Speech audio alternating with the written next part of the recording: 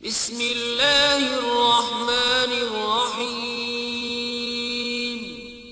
شروع اللہ کے نام سے جو بڑا مہربان نہایت رحم والا ہے۔ السلام علیکم ورحمۃ اللہ وبرکاتہ۔ آج کا ہم نیا سبق پڑھیں گے۔ الف سے لے کے غوت تک آپ لوگ پڑھ چکے ہیں۔ آج ہمارا سبق قو سے لے کے فا تک ہوگا، ٹھیک ہے؟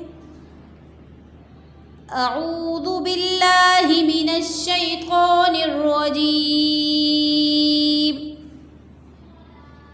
تختی نمبر 1، مفردات۔ مفردات کسے کہتے ہیں؟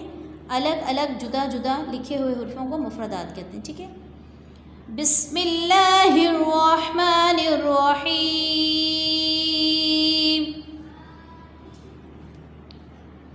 او جیسے آپ نے تا پڑھا تھا، جس مخرج سے آپ نے تا کو نکالا اسی مخرج سے قو پڑھیں گے ہم، ٹھیک ہے؟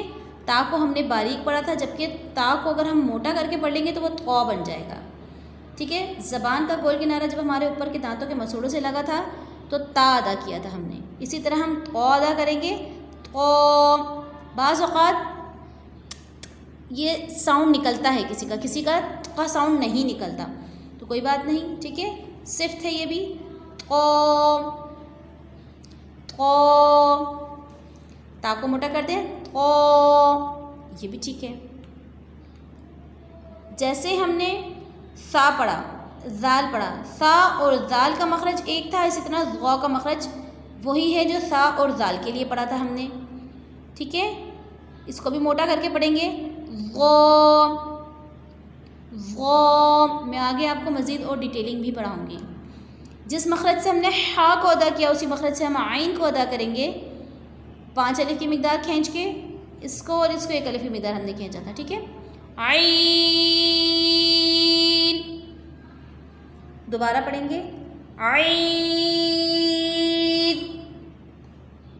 جس مخرج سے ہم نے خو کو ادا کیا، خو اور غین کا مخرج ایک ہی ہے، اس کو ہم پڑھیں گے غین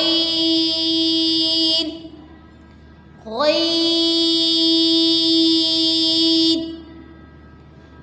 فا فا، اوپر کے 2 دانت جب ہمارے نچلے ہونٹوں کے نرمی والے حصے سے لگیں گے تو کیا ادا ہوگا؟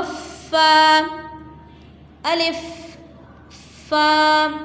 الف کے فوراً پڑھنے کے بعد فا کو نکالنا بہت آسان ہے، اور فا اتنا مشکل ورڈ نہیں ہے، ٹھیک ہے؟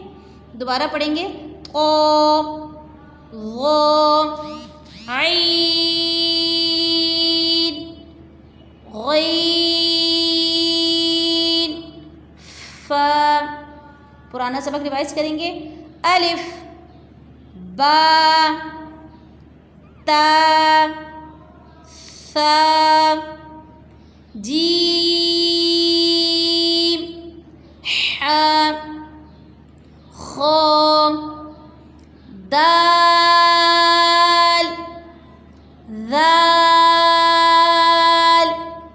را زا سین شین صاد ضاد قا ظا عین غین فا۔ صدق اللہ العظیم۔